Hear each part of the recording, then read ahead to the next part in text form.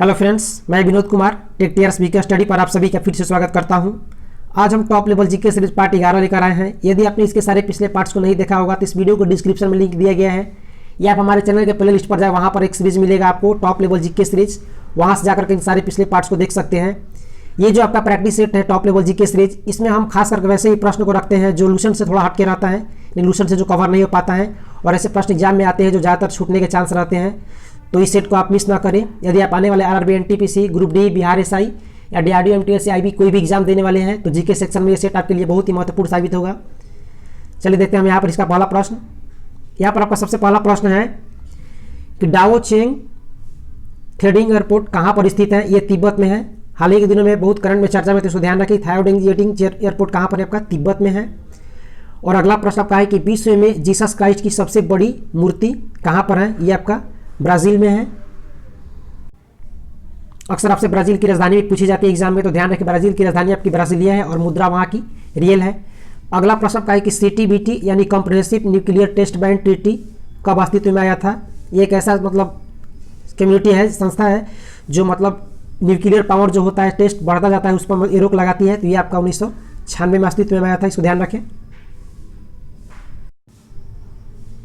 अगला प्रश्न संख्या 4 आपका है कि एनजीटी यानी नेशनल ग्रीन ट्रिब्यूनल की स्थापना कब हुई थी? तो ध्यान रखें इसकी स्थापना 2010 में हुई थी। ये प्रश्न आपका बिहार एसएससी पीटी 2018 में पूछा गया था।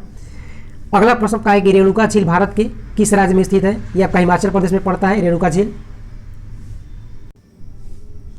अगला प्रश्न संख्या 6 है कि क्वांटो मैदान किस देश में स्थित है? ये आपका जापान में पड़ता है क्वांटो मैदान, ध्यान रखें। और जापान की राजधानी याद रखें टोक्यो, और मुद्रा वहाँ की येन। अगला प्रश्न आपका है कि सदीर किस नृत्य शैली का प्राचीन नाम है? तो ध्यान रखें भारतनाट्यम, भारतनाट्यम का प्राचीन नाम है सदीर नृत्य। अगला प्रश्न आपका है कि जीआई टैग प्राप्त करने वाले पहला भारतीय उत्पाद क्या है? यहां पर आपका राइट आंसर है दार्जिलिंग की चाय, जो कि 2004-05 में दी गई थी। और ध्यान रखें कि जो जीआई टैग दिया जाता है उसका वैलिडिटी जो आपका है 10 वर्ष तक होता है, और ये 2004-05 में दिया गया था सबसे पहले दार्जिलिंग की चाय को। अगला प्रश्न का है कि बैंकिंग लोकपाल योजना की शुरुआत किस बैंक ने की है? तो ये आरबीआई ने की है, रिजर्व बैंक ऑफ इंडिया ने। ध्यान रखें रिजर्व बैंक ऑफ इंडिया की स्थापना 1 अप्रैल 1935 को हुई थी, और राष्ट्रीयकरण 1 जनवरी 1949 को हुआ था। अगला प्रश्न का है कि डॉक्टर बीसी राय अवार्ड किस क्षेत्र में दिया जाता है? तो ध्यान रखिए चिकित्सा के क्षेत्र में दिया जाता है डॉक्टर बीसी राय पुरस्कार। अगला प्रश्न है कि 5G इंटरनेट सेवा शुरू करने वाला दुनिया का पहला देश कौन सा है? तो ये दक्षिण कोरिया है। अगला प्रश्न का है कि तुगलक ए नगमा पुस्तक के लेखक कौन है? तो तुगलक ए नगमा पुस्तक के लेखक फिराक गोरखपुरी। अगला प्रश्न है कि सामरिक शस्त्र न्यूनीकरण संधि किन दो देशों के बीच संपन्न हुई है? तो ये चीन और जापान के बीच में है सामरिक शस्त्र न्यूनीकरण संधि। अगला प्रश्न है कि लोसोंग त्यौहार कहाँ पर मनाया जाता है? ये आपका सिक्किम में मनाया जाता है। और अगला प्रश्न संख्या 15 है कि पाकिस्तान की हकीकत पुस्तक के लेखक कौन है? ये सतीश वर्मा है पाकिस्तान की हकीकत पुस्तक के लेखक। अगला प्रश्न संख्या 16 आपका है कि चितानवसल गुफा चित्रकलाएं कहाँ पर स्थित है? ये आपका तमिलनाडु में है, और ध्यान रखिए ये जैन धर्म से संबंधित है। प्रश्न अगर बनता है कि चितानवसल गुफाएं का संबंध किस धर्म से है, तो ये जैन धर्म से है, और ये तमिलनाडु में पड़ता है।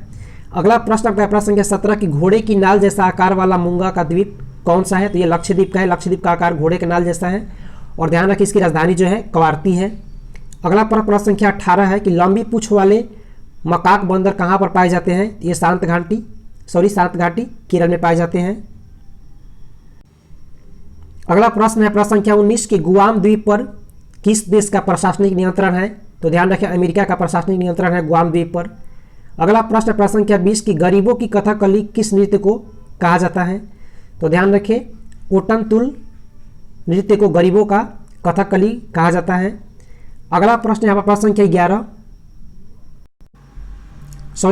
21 कि बोम जीसस का बसालिका चर्च कहाँ पर स्थित है? ये पिछले का एग्जाम में पूछा गया, इसको ध्यान रखें। एलिस एग्जाम में पूछा गया था कि बोम जीसस का बेसिलिका चर्च कहाँ पर? ये आपका गोवा में है, और गोवा की राजधानी ध्यान रखें पणजी, और किस नदी पर है? तो मांडवी नदी पर है। और इस चर्च के बारे में ध्यान रखें कि इस चर्च में सेंट फ्रांसिस जेवियर का पार्थिव शरीर रखा गया है। किस चर्च में?